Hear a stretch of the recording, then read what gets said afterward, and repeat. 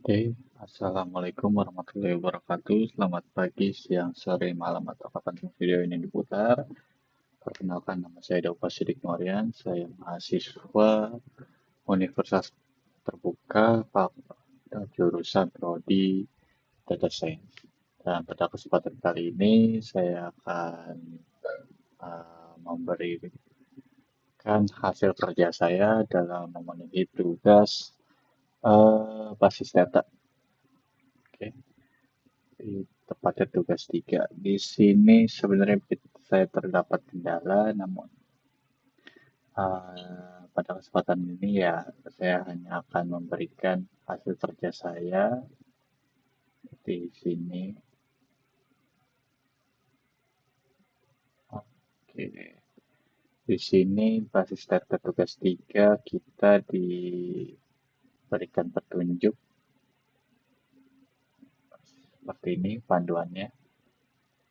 Oke, ini panduannya untuk melanjutkan ERT yang sebelumnya kita buat.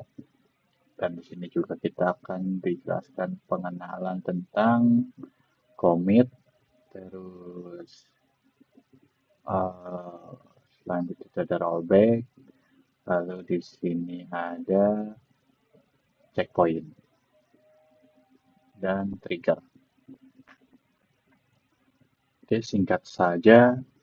Jadi pada dasarnya commit itu kita lihat itu. Commit itu tuh sebenarnya adalah macam apa ya? Oke, sebentar kita buka rumah sakit. Ada trigger. Oke, di sini dari penjelasan yang sudah dijelasin, sebenarnya komit itu sintak yang apa ya di store prosedurnya ini untuk kayak kayak semacam post atau dimunculin si task yang sudah kita buat sebelumnya. Contoh di sini kita dibuat routines. Jadi oke, apa di sini kita add routine. Di sini kita new, create, masukin nanti. Cuman kalau statusnya itu bisa kita pakai di MySQL. Untuk pandu-panduannya bisa dilihat seperti di bawah ini. Oke, nanti kalau belum di call, ini call ini untuk memanggil yang tadi kita buat. Jadi rutin ini kita buat, nanti kita call, baru muncul. Lalu selanjutnya itu rollback. Rollback ini, contoh di sini ada taksnya ya. So, rollback itu sebenarnya kayak contoh kalau si apa taksnya itu belum di commit, itu bisa di rollback ke awal lagi, jadi dari kosong lagi. Itu fungsi rollback. Jadi semacam apa ya? Kayak Ctrl Z di apa pemrograman Word itu bisa menggunakan rollback. Kalau kan selanjutnya itu ada checkpoint, checkpoint ya. Saya checkpoint. Ya, checkpoint. Checkpoint ini dimunculinnya itu dengan sintaknya tuh, maaf saya agak lupa.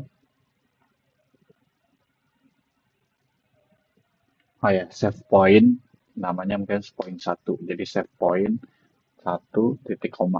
Itu nanti, contoh di sini ada 3 taks yang kita bikin.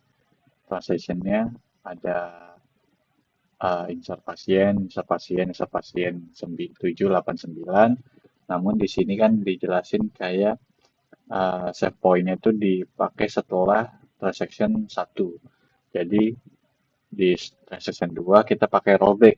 Yang kita berarti contoh di Ctrl Z. Jadi nanti balik ke transaction 7. Jadi transaction 8 itu nggak akan muncul walaupun di sini di bawahnya sudah commit. Jadi ini hilang, semua rollback dihilang. Jadi yang nanti yang akan muncul itu di uh, ketika nambahin si pasien yang 7 sama 9. Seperti di bawah ini hasilnya tuh bisa dilihat ya, 7 sama 9. Saya nggak akan apa uh, apa ya, ngetesin soalnya makan waktu banget. Di sini saya juga udah ada bikin contoh. Contoh di sini kita hapus saja ya. Saya masih nyimpen soalnya. Di struktur kita contoh obat sama transaksi obat ini kita hapus dulu.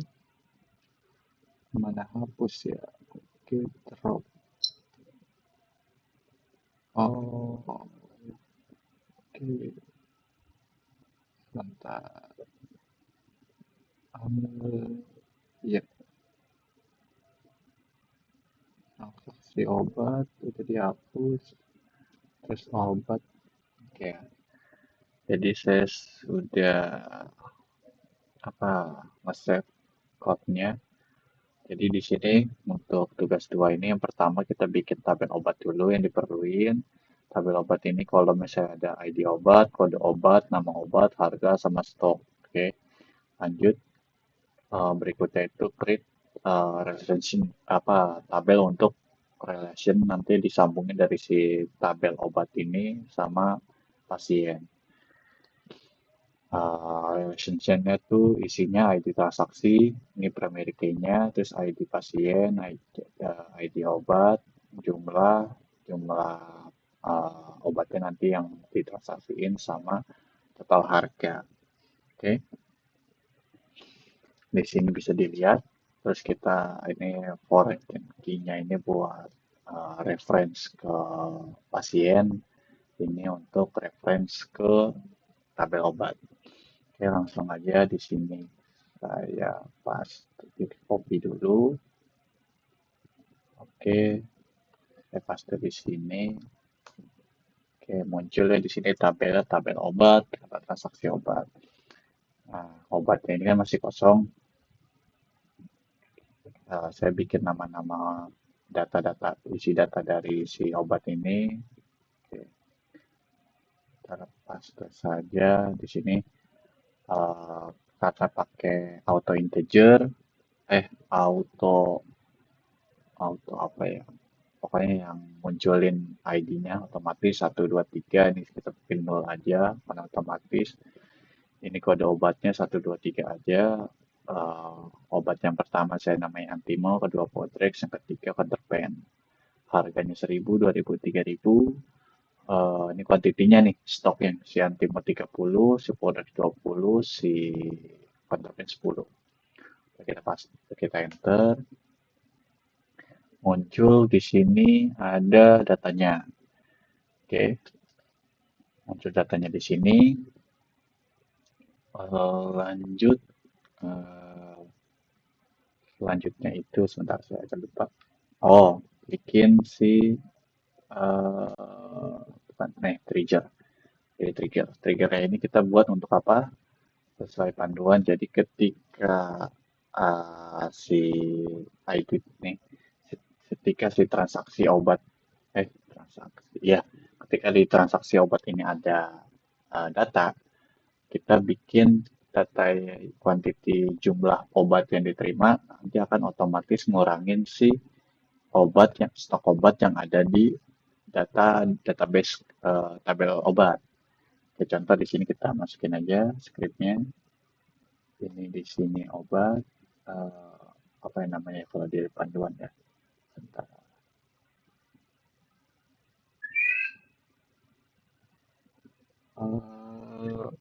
TG jual.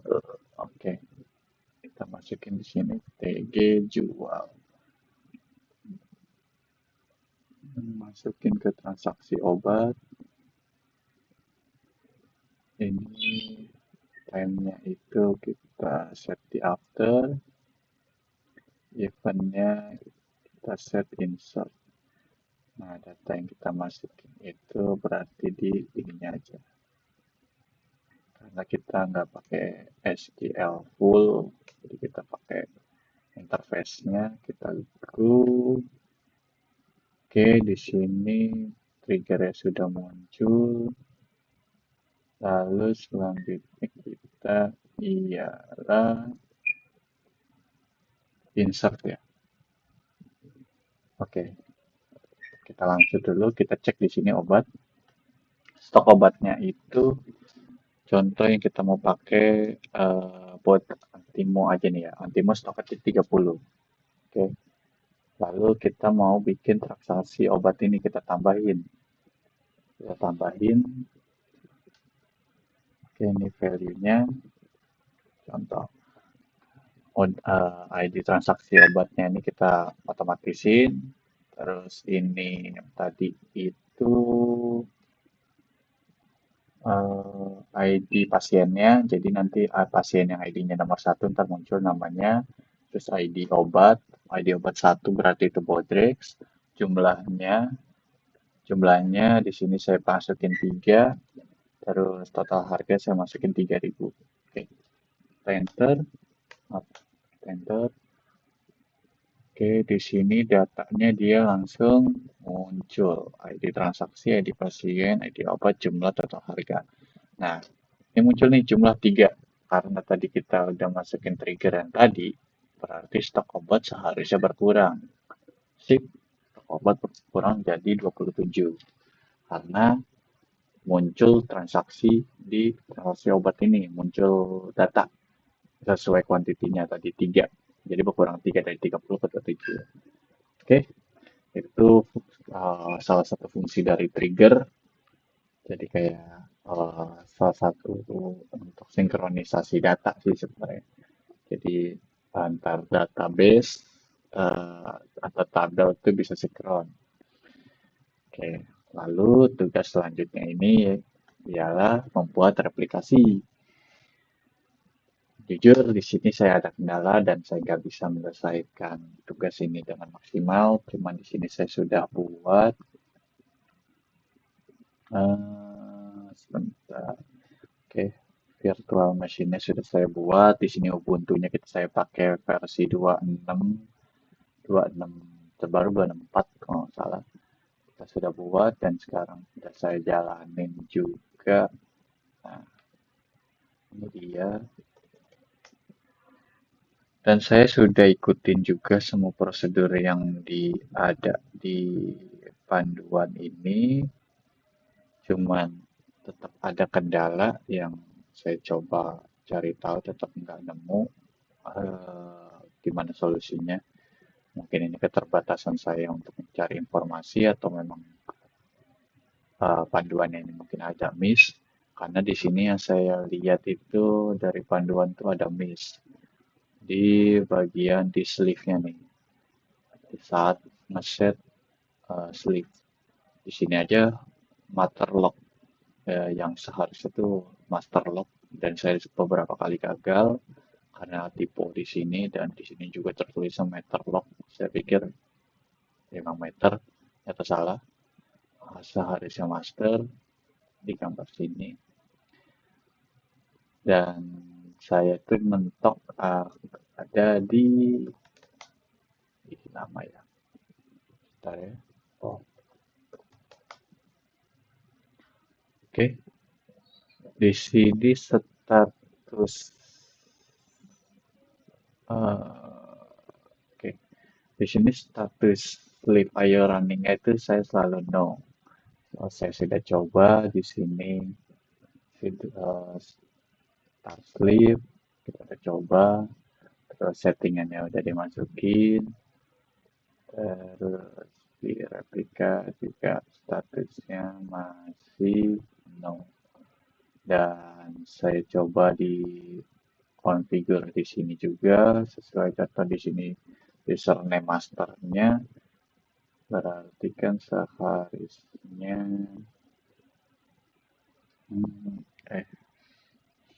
contoh gas hostnya 192.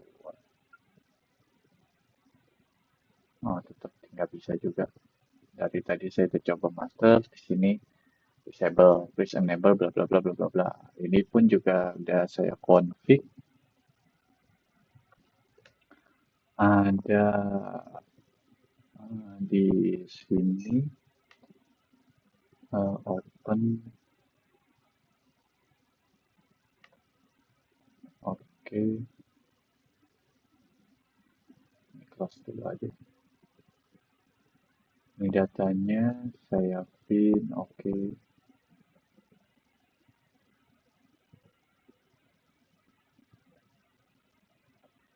Oke, oke. Nah, di sini statusnya juga udah true. Ini sudah saya pindahin juga. Awalnya posisi nggak kayak gini tetap salah karena saya coba cari-cari kendalanya di mana. Saya konsultasi sama AI, nyari referensi video di YouTube juga nggak nemu.